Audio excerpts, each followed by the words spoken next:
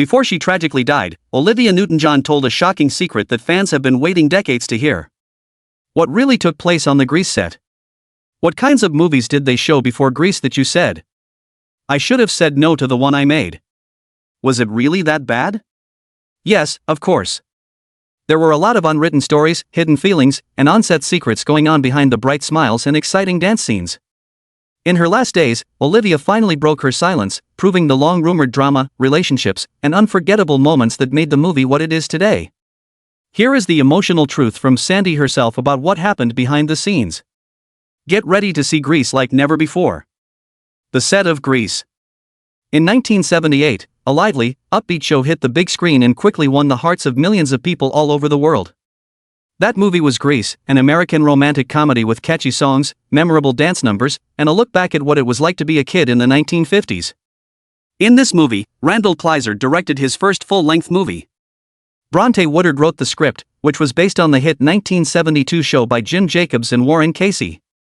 But Alan Carr, who was also a co-producer and helped turn the show into a movie, is a big reason why the story works so well in movies. The story of young love and finding out who you are is told in At the Heart of Grease. In it, John Travolta plays Danny Zuko, a cool high school thug who wears a leather jacket, and Olivia Newton-John plays Sandy Olsen, an innocent and sweet Australian transfer student. They meet during the summer and fall in love quickly. But when the new school year starts at Rydell High, their love is put to the test by teenage rules that are often hard to understand and group pressure. Will love win, or will their differences separate them? That's the fun and intense roller coaster that Grease lets people ride. When Grease came out in theaters in the US on June 16, 1978, it wasn't just another musical, it was a huge hit. When it came out from Paramount Pictures, the movie was an instant hit at the box office, breaking records to become the biggest musical of all time. The show's energy, charm, and memorable acts were praised by critics.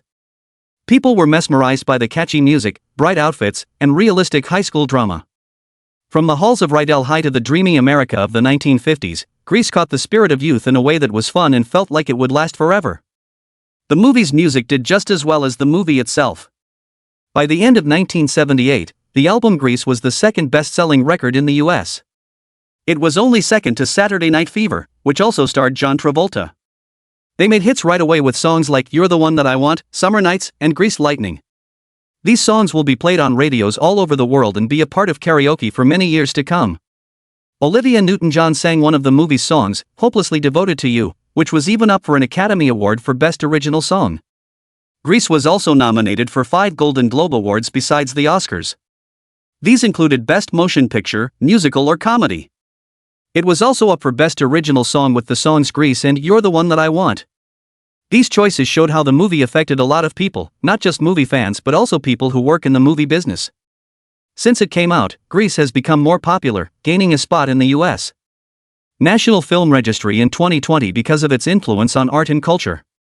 The movie still has a big impact on pop culture, music, and teen fiction, with new generations loving its well-known figures. Even though Grease 2 didn't do as well as the first movie when it came out in 1982, it still has fans. The series has grown with Grease, Rise of the Pink Ladies in 2023, and a new spin-off movie called Summer Lovin' that looks at Danny and Sandy's early relationship. The impact of Grease is still felt today. Grease is more than just a movie in every way. It's a happy musical celebration of youth hopes, freedom, and the magic of first love. It continues to make people laugh and dance in their seats with its delightful songs, silly jokes, and irresistible charm. Anyone can say that Grease is the word, whether they've seen it once or 100 times. Because the movie set off a spark, Olivia and John Travolta seem to have come together in real life. Now, let's talk about the specifics of Olivia and John Travolta's long-lasting friendship. Not just Sandy and Danny. When people think of famous movie lovers, Olivia Newton-John and John Travolta are often at the top of the list. Their chemistry as Sandy and Danny in the hit movie Grease in 1978 lit up movie halls all over the world. But while their relationship was only in movies, the two stars' deep friendship became a beautiful real-life relationship that lasted more than 40 years. They were never romantically involved off-screen, but they had a strong friendship that would last. Newton-John died at the age of 73. Travolta, who is now 68 years old, wrote a touching homage to the singer on Instagram. He wrote, "My dear Olivia, you made our lives so much better. Your influence was huge. I really love you. We'll see you later, and then we'll all be back together." From the first time I saw you, I will always be yours. This is Danny. You're John. That wasn't just a message from a former co-star. It was a love letter from a lifelong friend. Their journey began in the intense whirlwind of Grease's production when both were in their 20s. The film became a cultural phenomenon, shooting both of them to superstardom almost overnight. But while the fame eventually mellowed, their connection only grew stronger. In a 2018 interview with People magazine during the movie's 40th anniversary, Travolta shared just how meaningful their relationship was. She's seen me get married, have kids. We've shared so many moments, both joyful and painful. Newton-John echoed those sentiments, recalling how the energy at the film's premiere felt electric, like the beginning of something magical. We knew something big was happening, she said. Making that movie changed our lives. I'll always be grateful that I got to be part of it and that I got to work with John. We've been friends ever since. Through life's ups and downs, Travolta was always just a call away. Newton-John often spoke of how he reached out whenever she faced hard times and how deeply she appreciated his support. Their friendship extended beyond movie sets and award shows. They were often seen together at Day USA events, celebrating Australian-American ties. Travolta, though born in the US, embraced Newton-John's homeland so warmly that he was affectionately called an honorary Australian. A licensed pilot, he also had a close relationship with Australian airline Qantas and was even named a Goodwill Ambassador for Australia in 2013. That same year, the duo reunited at a black tie gala where Newton-John helped honor fellow Aussie actor Paul Hogan, best known as Crocodile Dundee. A few days later, Travolta sang with country star Keith Urban at another GWSA celebration.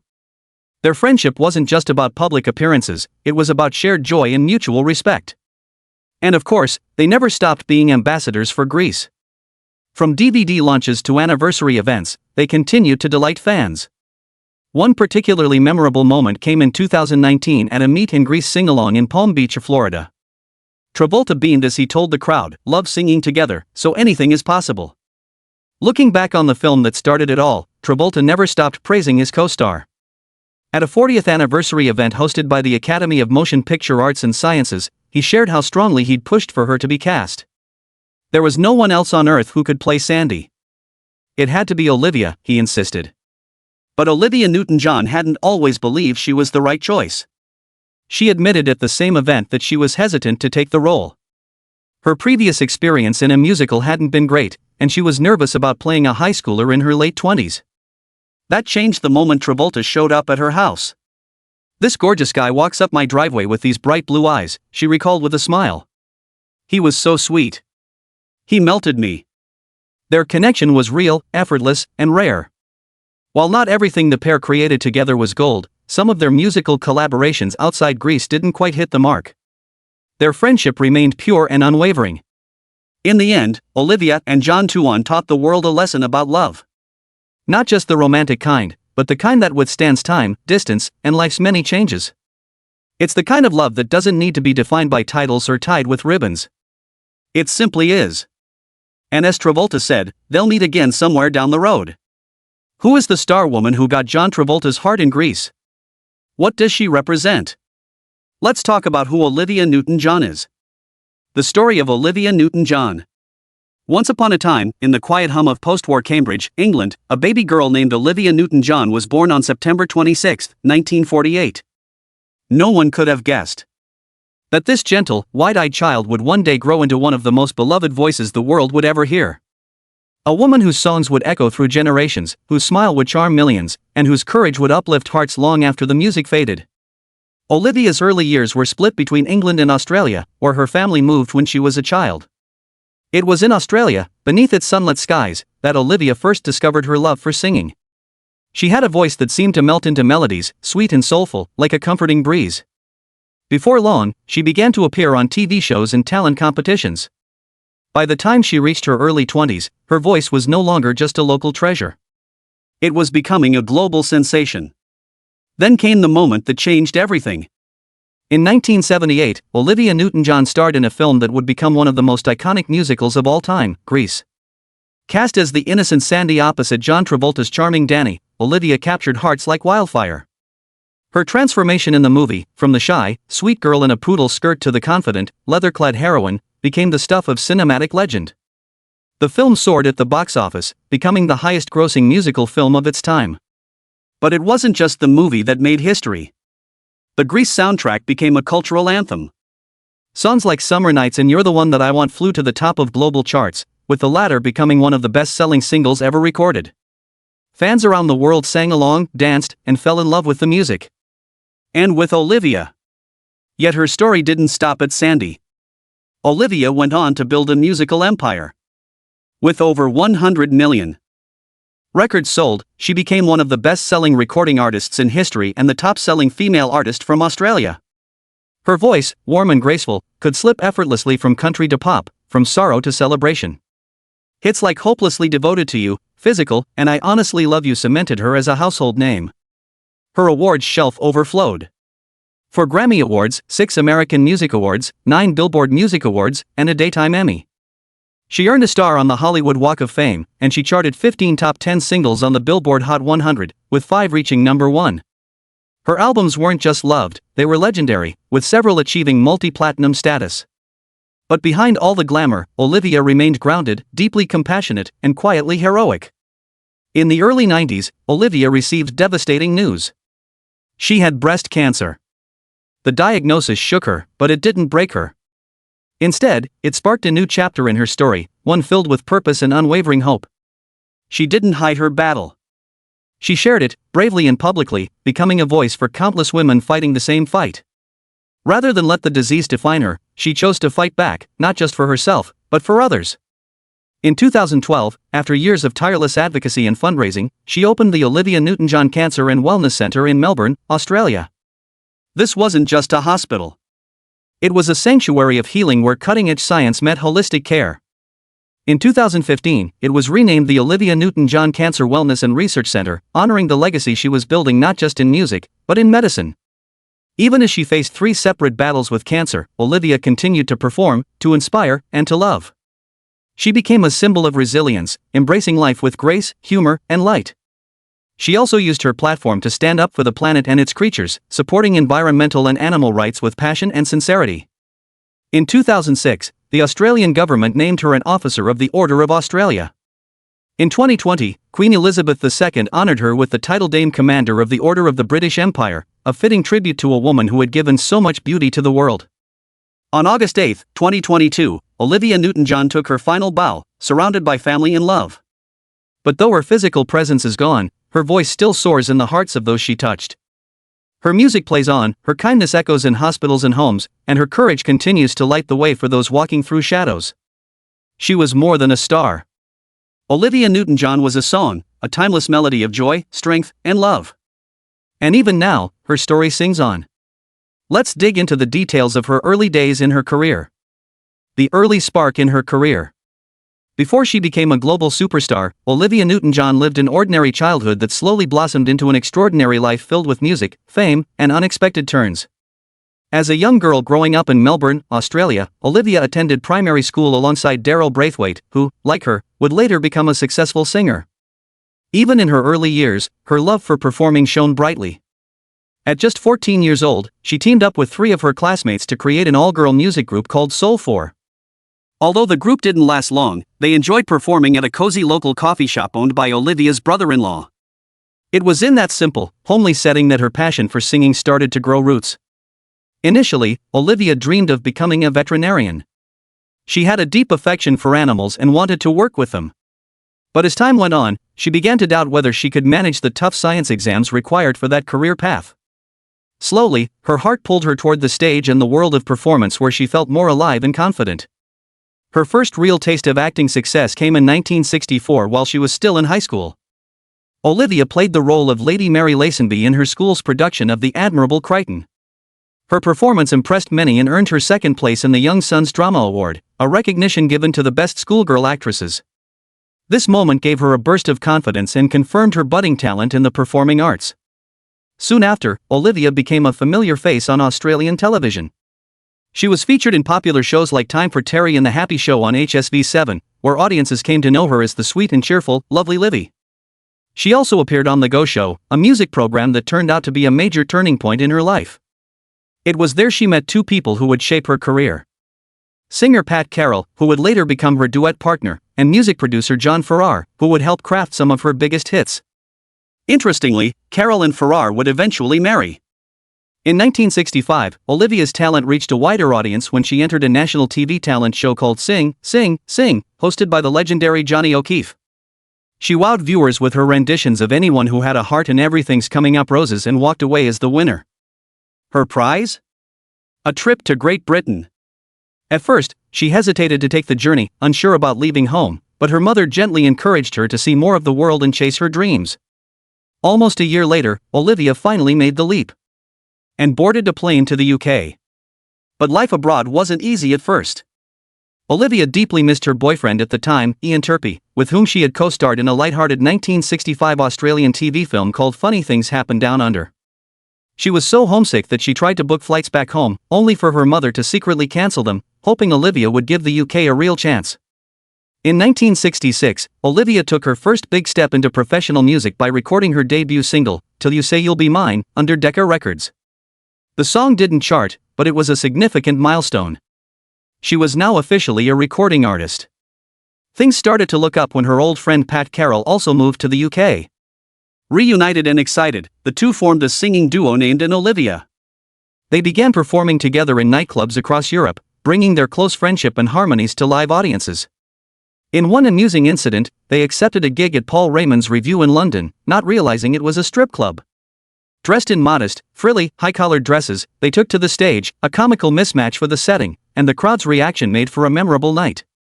During this period, the duo also lent their voices as backup singers for other artists. One notable contribution was on the track, Come In, You'll Get Pneumonia by the Easy Beats. But their time together was cut short when Carroll's visa expired and she had to return to Australia. Olivia, however, stayed behind, determined to make her mark as a solo artist. Her next adventure came when she was selected by American music producer Don Kushner to join a new group called Tomorrow. The band had a futuristic theme and was part of a bold experiment. They starred in a sci-fi musical film titled Tomorrow, accompanied by a soundtrack album of the same name. The group also released 2 singles, but neither made it to the charts. The project didn't take off as hoped, and the band eventually disbanded. But even though the Tomorrow chapter ended quietly, it was just the beginning of Olivia Newton-John's incredible journey in music and film, a path that would soon take her to global stardom. Did she just develop interest in music, or is it something she grew up with in her family? Let's delve into the details of Olivia's early life. The remarkable roots of Olivia Newton-John. Born on September 26, 1948, in the historic city of Cambridge, England, Olivia Newton-John entered the world with a legacy already woven deep into the fabric of science, history, and global culture. Her story did not begin with fame or music, but with a lineage as fascinating as any blockbuster film. One filled with brilliant minds, courageous choices, and surprising connections. Her father, Bryn Newton-John, was a proud Welshman born in 1914 to a middle-class family. Bryn's life was far from ordinary. He wasn't just an academic or educator. During World War II, he served as an officer with Britain's Secret Service, MI5. One of his most notable contributions was working on the top-secret Enigma project at Bletchley Park, the very operation that helped decode German military communications. Even more incredibly, he was part of the team that took high-ranking Nazi official Rudolf Hess into custody. After the war, Bryn transitioned into education and became headmaster of the Cambridgeshire High School for Boys, the same institution where Olivia would be born during his tenure.